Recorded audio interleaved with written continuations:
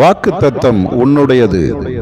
பிரியமானவர்களே, கிறிஸ்தவர்களுக்கு மரணத்திற்கு பின்னான ஒரு மகிமையான வாழ்க்கை வாக்கு பண்ணப்படுகிறது. எல்லாரும் ஒரு நாள் இந்த உலக வாழ்க்கையை முடிக்கப் போகிறோம். அதோடு நம்முடைய வாழ்க்கை முடிந்து விடாது. நமக்கு மறுமையின் நம்பிக்கையை வேதம் தருகிறது. அந்த மகிமையில் நாம் நுழையும் போது நம்முடைய உலக பிரகாரமான உடல் அழியும். அதற்கு பதிலாக மகிமையான உருவம் நமக்கு தரப்படும். அந்த மகிமையான சரீரத்தோடு நித்தியமாக நாம் இயேசுவோடு வாழப்போகிறோம்.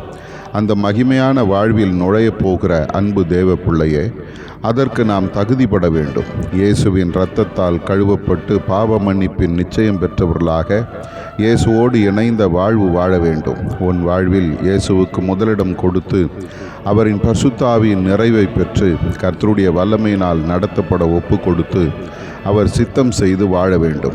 நம்மை பரலோகம் சேர்க்கும்படியாக தம்மையே வெறுமையாக்கி கல்வாரி சிலுவையில் மரித்து நம்முடைய பாவங்களை சுமந்து தீர்த்த இயேசுவின் இரத்தம் சகல பாவங்களை நீக்கி நம்மை சுத்திகரிக்கிறது. இன்றைக்கே உன் வாழ்வை ஆண்டவருக்கு அர்ப்பணித்து கடவுளின் சித்தம் செய்ய வேண்டும். இயேசு வரப்போகிறார்.